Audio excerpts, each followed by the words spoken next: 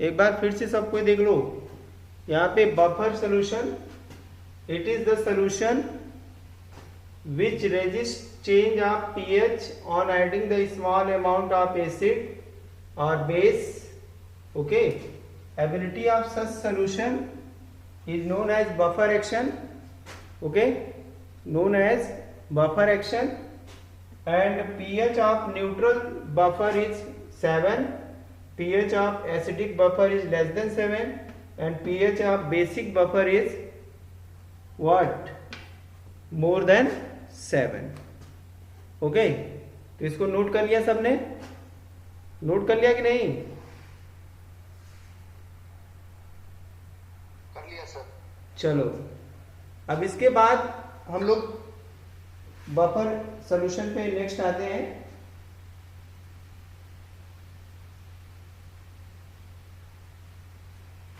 Type of buffer solution पे note कर लो इसको।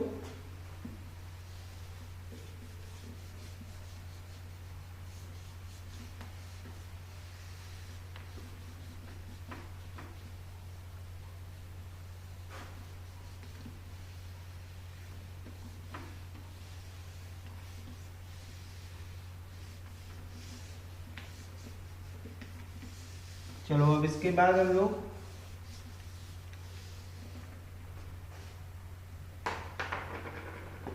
Strong acid buffer, first strong acid buffer,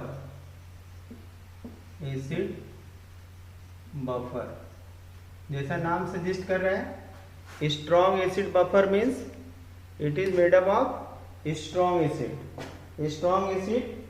such as a strong acid such as HNO3 or HCl, okay, or HCl can act as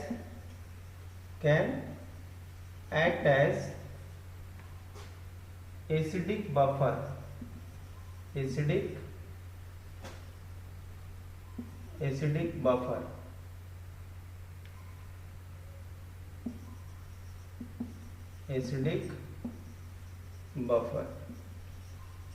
okay. pH of such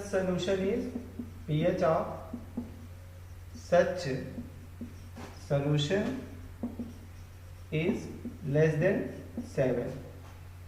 okay, ये note कर लो। Sir, हाँ बोलो। Sir, ये buffer solution बनता कैसे? Buffer solution कैसे बनता है, ये तो हमने कल बताया था कि जब हम लोग पढ़ रहे हैं हाइड्रोलिसिस ऑफ साल्ट पढ़ रहे हैं, तो कोई एसिड और उसका कॉन्जुगेट बेस ले लेंगे, बन जाएगा। स्ट्रॉन्ग एसिड HCl हमने लिया है, तो स्ट्रॉन्ग उसका जो है कि कॉन्जुगेट बेस ले लेंगे। किसी स्ट्रॉन्ग एसिड का वीक बेस होता है कॉन्जुगेट, ये तो पता है सबको कि किसी भी वीक एसिड, किसी स्ट्रॉन्ग एसिड का क्या होता है, किसी भी स्ट्रॉन्ग एसिड का जो है कि वीक कॉन्जुगेट बेस होता है, और किसी जो है कि वीक एसिड का स्ट्रॉन्ग कॉन्जुगेट बेस होता है। ठीक है, तो कोई भी एसिड है उसके साथ उसका कॉन्जुगेट एसिड मिल गया तो बफर, दो मिक्सचर बनेंगे तभी जाके बफर बनेगा, क्योंकि यहाँ सोल्यूशन की बात है ना। ठीक है, अब बात समझ आई। बफर एक सोल्यूशन है जिसके अंदर पीएच चेंज नहीं होता है।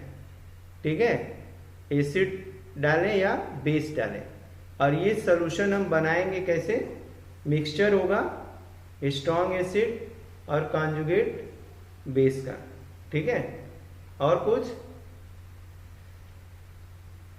नेक्स्ट आगे बढ़ते हैं। फिर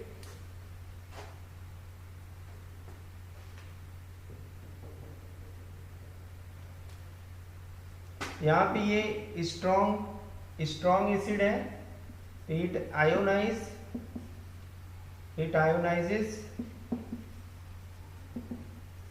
completely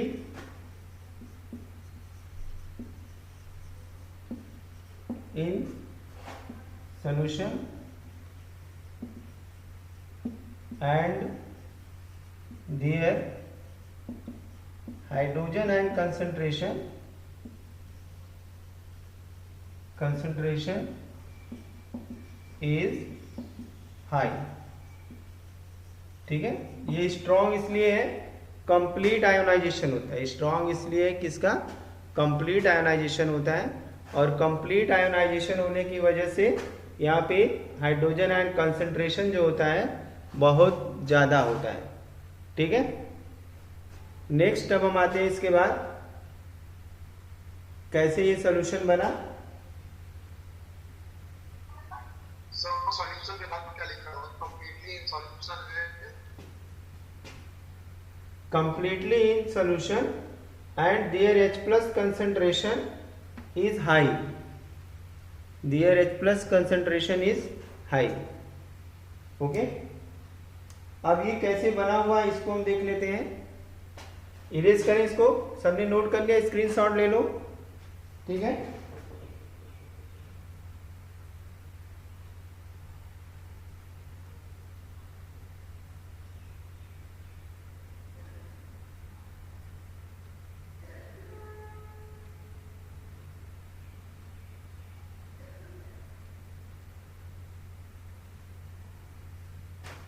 चलो इसको इरेज करते हैं।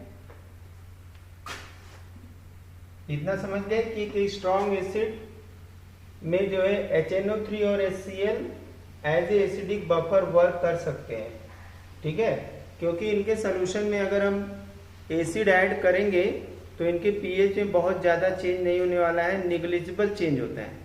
तो इसलिए ये जो होते हैं कि एसिडिक बफर बनाते हैं। ठीक है, एग्जाम्पल हम यहाँ पे ले लेते हैं, इरेज कर दें इसको।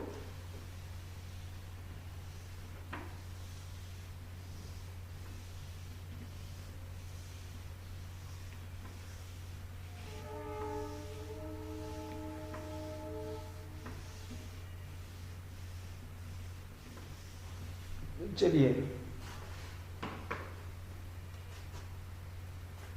If 1.0 centimetre cube of 0.1 m HNO3 is added to 100 centimeter cube of 0.1 m HCl solution,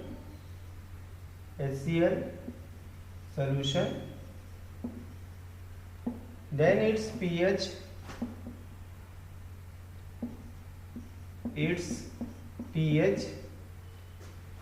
changes from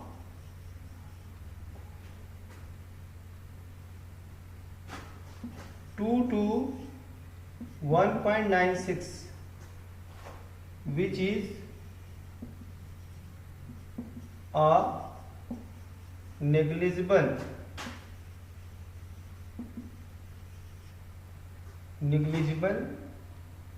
change. What is the negligible change?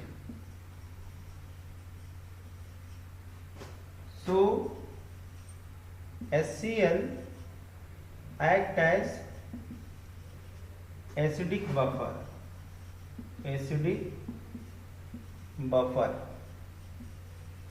ठीक है। तो यहाँ पे HCl क्या कर रहा है, एसिडिक बफर का काम कर रहा है। ठीक है, हमने यहाँ पे क्या देखा, एक एग्जांपल ले लिया कि अगर 1 सेंटीमीटर क्यूब यानी 1 ml, 1 centimetre cube means 1 ml, आप 0.1 HNO3 को ऐड करें 100 सेंटीमीटर क्यूब 0.1 m HCl के अंदर। इसके अलावा अगर हम और भी छोटा ले लेते हैं, 0.1 m ले ले suppose HCl solution, then it's pH, इसका pH चेंज होता है। पहले HCl का pH 2 होता है और ये घट करके 1.96 हो जाता है। अब ये 1.96 क्या है, निग्लिजिबल चेंज है, इसलिए यहाँ पे HCl जो है कि pH बफर का काम करेगा। लेकिन अगर यही वाटर में अगर हम सोल्यूशन बनाएंगे तो वाटर के pH में बहुत ज़बरदस्त चेंज आ जाएगा, तो इसलिए वाटर कभी बफर का काम नहीं कर सकता है, वाटर कभी भी बफर का काम नहीं कर सकता है। तो इसको आप लोग नोट कर लीजिए, ये एग्जाम्पल है, give the example of acidic buffer अगर पूछा जाता है तो इसको देना होगा, ठीक है। नोट कर लिया इसको।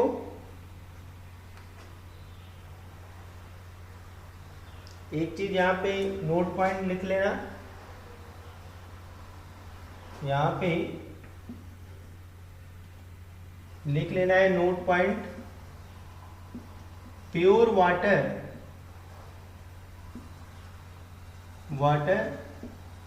Do not act as buffer,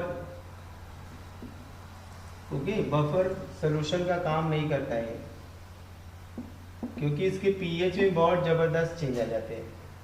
तो अगर कभी पूछे कि why pure water do not act as buffer, because a large change in pH takes place, यहाँ pH में क्या होता है, बहुत बड़ा चेंज आ जाता है। आई बात समझ में? तो इसको नोट कर लो। अब नेक्स्ट हम आते हैं स्ट्रॉन्ग बेस बफर। नोट कर लिया सबने? ठीक है, चलिए अब हम लेंगे strong acid buffer, strong acid buffer, strong basic buffer या बेस बफर लिखेंगे, ठीक है। अब इसको हम इरेज कर देंगे और इसके बाद हम लोग देखेंगे कि कैसे स्ट्रॉन्ग बेस का मतलब हो गया वो बेस लेंगे जो कंप्लीटली आयोनाइज हो, ऐसा बेस लेंगे जो कंप्लीटली, तो ऐसा बेस कौन सा है, NaOH है, KOH है, ठीक है। ये सब ऐसे ही बेस हैं जिनके pH में चेंज नहीं आते हैं, ठीक है, बात समझ आई। तो हम यहाँ पे लेते हैं स्ट्रॉन्ग बेस बफर, तो यहाँ पे स्ट्रॉन्ग बेस और strong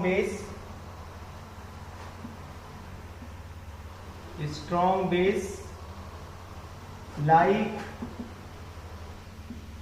KOH, NaOH, LiOH,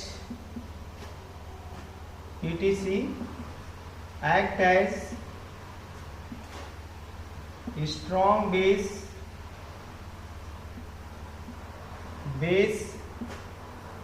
buffer, strong base buffer, okay. Strong base buffer का ये काम करते हैं, ठीक है। क्यों करते हैं? Because strong base completely ionize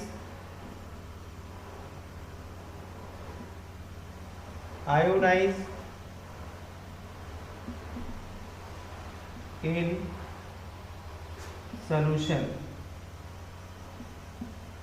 okay, and the pH of solution is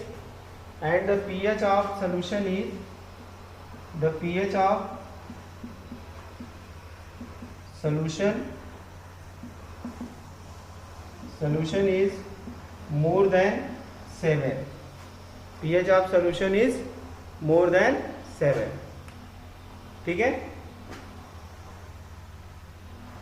example ले लेते हैं हम यहाँ पे,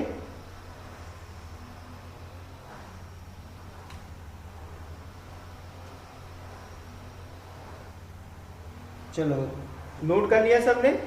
इसका स्क्रीनशॉट ले लो सब कोई।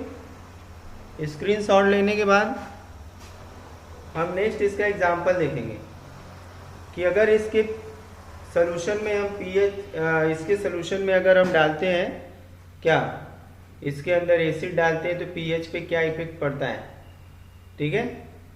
चलिए इरेज कर देते हैं हम इसको।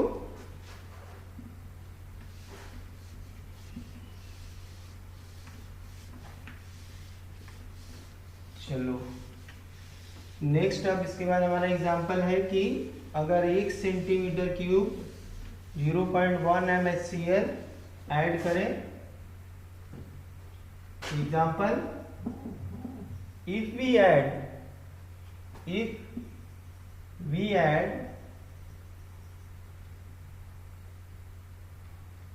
1.0 centimeter cube of 0.1 MHCl to 100 centimeter cube of 0.001 m NaOH solution, then its pH changes from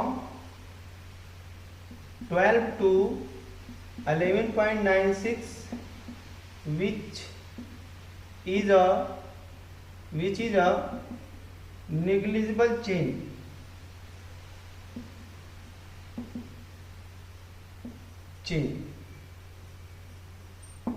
ठीक है। thus NaOH can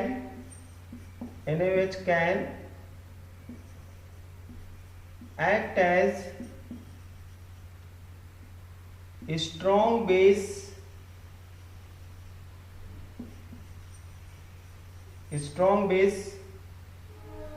buffer. तो बच्चों यहाँ पे देखा, यहाँ पे क्या है कि अगर हम ऐड करते हैं, if we add 1 centimetre cube of 0.1 MHCl, अगर ऐड करते हैं तो क्या होगा, 100 centimetre cube 0.1 m NaOH solution के अंदर, तो इसके पीएच में बहुत मामूली चेंज होता है, नहीं के बराबर चेंज होता है, एकदम नेगेटिव चेंज होता है। तो ऐसे कंडीशन में हम ये कह सकते हैं कि NaOH as a strong base buffer का काम कर सकता है। आई बात समझे? तो इसको नोट कर लो।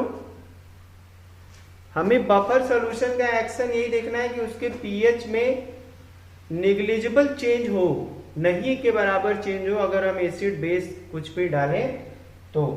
ठीक है, इसको नोट कर लो सब कोई, नोट डाउन और टेक अ स्क्रीनशॉट। अरे आप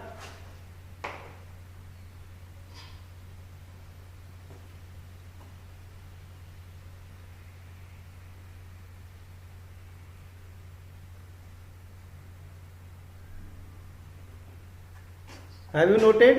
सर ये, हाँ सर यस सर ये बफर सॉल्यूशन का यूज कहाँ है, क्या है? अभी बता रहे हैं, अभी यूज बता रहे हैं। अभी तो हम बता रहे हैं कि कैसे इसको प्रिपेयर करेंगे और कौन कौन से सॉल्यूशन बफर का काम कर सकते हैं। बहुत जगह हमारी लाइफ में बफर का यूज है, अभी हम सारे एक एक करके यूज देखेंगे। ठीक है, अभी तो पहले इसको नोट कर लिया जाए। हो गया नोट? चलिए इरेज कर दें। चलिए इरेज कर देते हैं। अब हम देखेंगे, अभी तक हमने स्ट्रॉन्ग का देखा, अब हम वीक एसिड और वीक बेस का बफर देखेंगे, कैसे वो पीएच चेंज को रेजिस्ट करता है।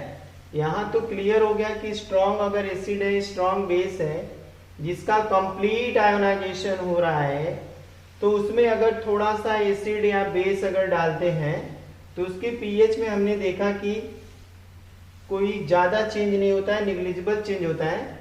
और जबकि हमने देखा कि प्योर वाटर किसी भी कंडीशन में बफर सॉल्यूशन का काम नहीं कर सकता है, क्योंकि उसके पीएच में बहुत ज़्यादा चेंज हो जाएगा अगर एसिड, क्योंकि वो न्यूट्रल है। अब हम देखेंगे week acid buffer, week acid buffer. Okay बच्चों, weak acid buffer. What is weak acid buffer? Weak acid is that acid which do not dissociate completely in the where, completely in the solution. तो इसका मतलब है कि इसका pH जो होगा वो 4 से 7 के बीच में होगा। ठीक है, pH of weak acid buffer ranges from 4 to 7, okay, less than 7 कह सकते हैं यहाँ पे। And it can be prepared by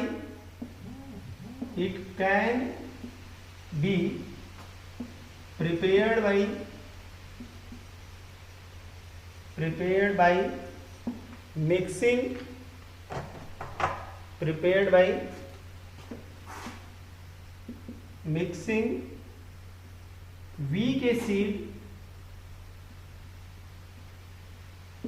acid with its salt made from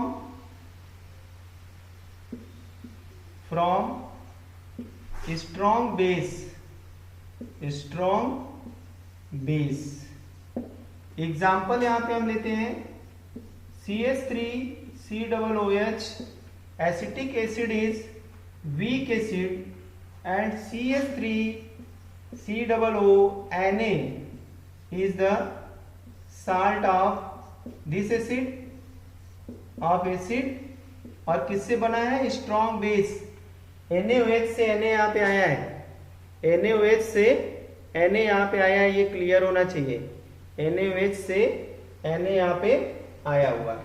ठीक है, तो हमने यहाँ पे देख लिया कि pH of weak acid buffer range करता है कहाँ से? 4 to 7 के बीच में, और इसको प्रिपेयर करते हैं मिक्स करके वीक एसिड के साथ इसके साल्ट को, जो कि स्ट्रॉन्ग बेस से बना होता है। ये बात क्लियर है सबको? It is clear to everyone कि weak acid buffer has pH between 4 to 7 and it can be prepared by mixing weak acid with its salt made from the strong base। उसके साल्ट के साथ mix करते हैं जो कि strong base से बना हुआ है। पहले हम इसको एक बार फिर से समझ लेते हैं। CH3COOH को जब हम NaOH के साथ रिएक्शन कराएंगे तो क्या बनेगा?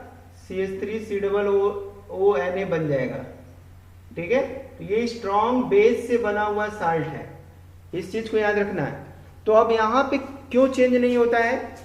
अगर पूछा जाए कि why the pH of weak acid buffer do not changes on adding the small amount of acid of base, this is due to the common ion effect. This is due to the common ion effect. You see here CH3COO and CH3COO।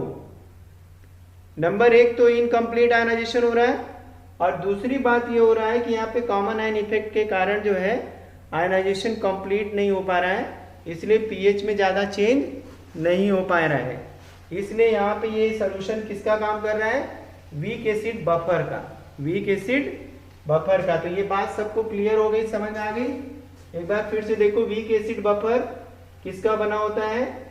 Weak acid और salt, it's salt, इसके salt से बना होता है, और ये salt किससे बना होता है? स्ट्रॉन्ग बेस से बना होता है, और इसका पीएच 4 to 7 के बीच में होता है। इतनी बस हमें जानकारी रखनी है। ठीक है,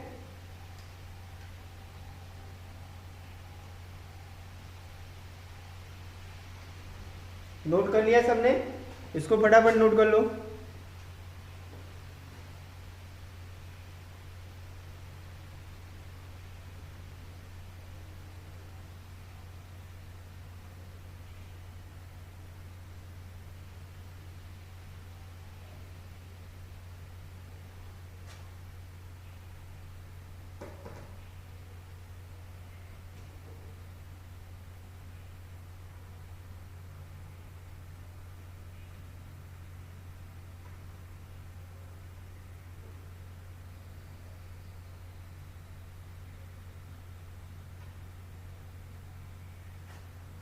अब इसमें एक्शन कैसे होता है, अब इसको नोट कर लिया हो तो हम इरेज करेंगे। अब ये कैसे इसका बफर चेंज नहीं होता, हम ये देखेंगे थ्रू द रिएक्शन के थ्रू देखेंगे कि कैसे इसका पीएच चेंज नहीं होता है। तो हम इसको इरेज करते हैं।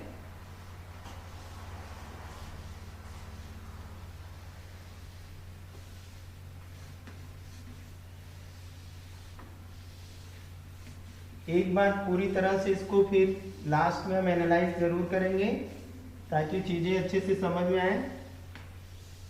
कोई दिक्कत नहीं है, केवल हमने जो हाइड्रोलिसिस पढ़ाया है, हाइड्रोलिसिस को अगर जो ध्यान में रखा होगा तो उसके लिए तो बहुत आसान है। ठीक है, सपोज कि हमने सॉल्यूशन के अंदर CH3COOH और यहाँ वाटर लिया तो यहाँ पे क्या बन गया, CH3COO माइनस और H3O प्लस बन गया।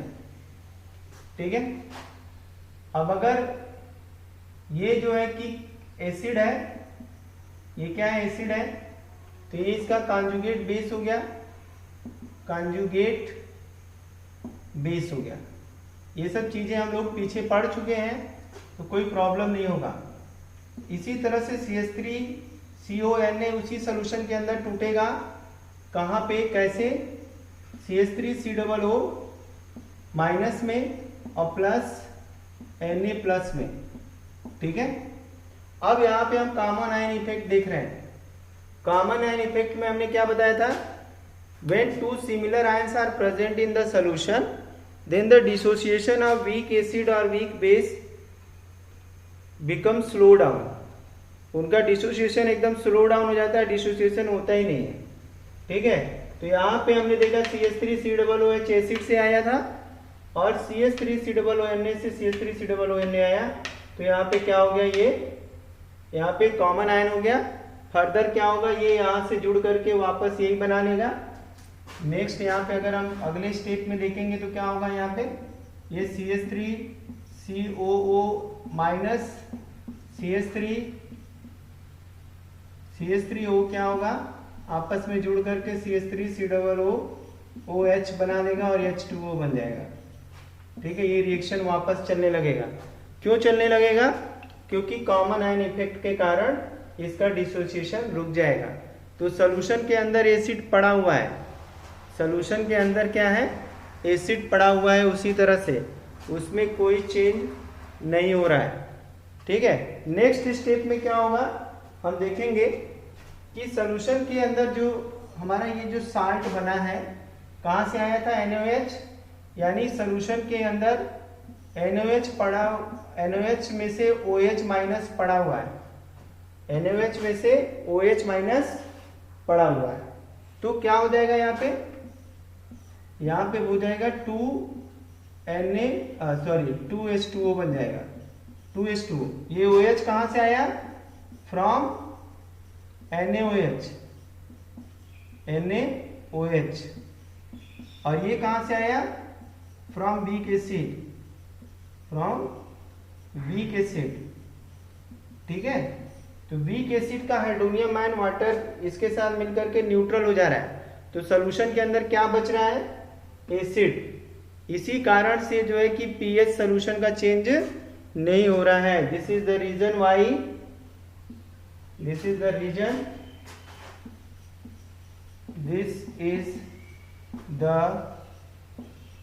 reason why pH of solution do not changes। Okay, अब एक बार फिर से सबको देख लो, कुछ ना कुछ तो कंफ्यूजन होगा। ठीक है, हमने कहा कि कैसे जो है कि वीक एसिड का जो है कि पीएच चेंज नहीं हो रहा है, वीक एसिड बफर का पीएच चेंज नहीं हो रहा है, किस तरह से। तो हम यहाँ पे पहले ही बता दिए कि जो हमारा वीक एसिड है, वीक एसिड बफर जो है वो किससे बना हुआ है, वीक एसिड और जो है कि इसके साल्ट से बना हुआ है, और ये साल्ट जो बना हुआ है स्ट्रॉन्ग बेस से बना हुआ है।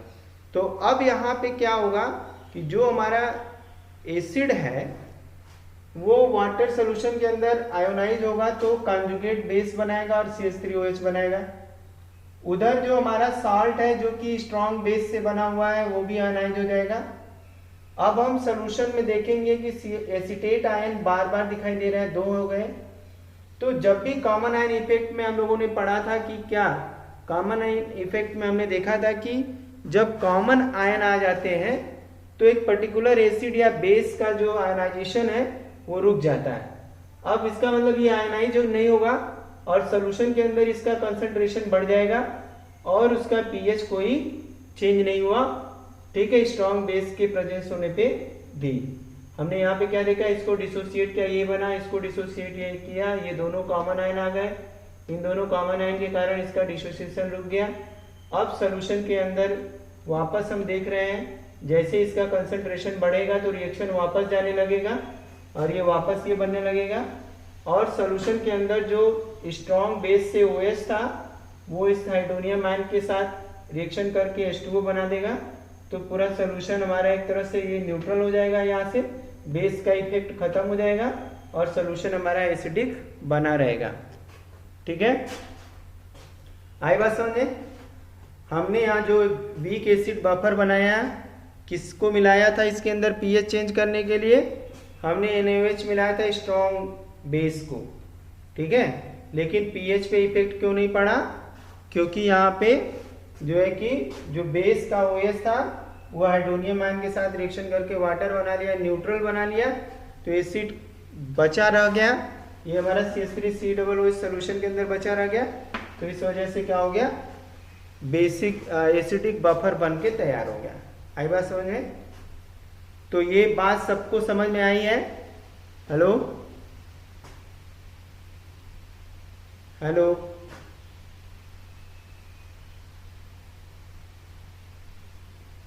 सब कुछ समझ गए इसको, चलिए ठीक है।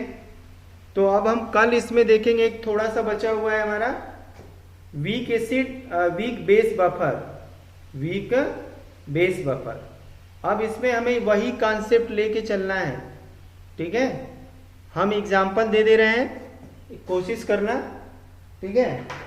हमारा है weak base buffer, weak base buffer लिखना आपको है, अगर समझ में आ जाए मामला तो। Weak base buffer, okay. इसमें हम क्या लेंगे, इसके अंदर अमोनियम NH4OH, ठीक है, वाटर के अंदर अगर मिलाएंगे तो NH4 ये तो प्लस बन ही जाएगा और इसके अंदर H3O प्लस बन जाएगा, ठीक है। ओ यहाँ पे 2OH माइनस बन जाएगा, ठीक है। अब इसके बाद क्या होगा, इसके बाद अगर हम जब NH4Cl कैसे बना है, स्ट्रॉन्ग एसिड से, यहाँ पे वीक बेस है, ये साल्ट स्ट्रॉन्ग एसिड से बना है, कैसे बना अभी हम दिखा देते हैं। तो यहाँ पे NH4 प्लस हमें मिल जाएगा फिर से और ये Cl माइनस आ जाएगा, फिर कॉमन आयन इफेक्ट होगा, ये बच जाएगा, ये OH रिएक्शन करके न्यूट्रल हो जाएगा, ठीक है। तो इस तरह से हम देखेंगे कि यहाँ पे भी हमें न्यूट्रल सोल्यूशन मिल गया, बफर सोल्यूशन में HCl डालने पर कोई चेंज नहीं आया, नहीं आएगा तो फिर कल हम बताएंगे। तो आज के लिए इतना ही, ओके, थैंक यू।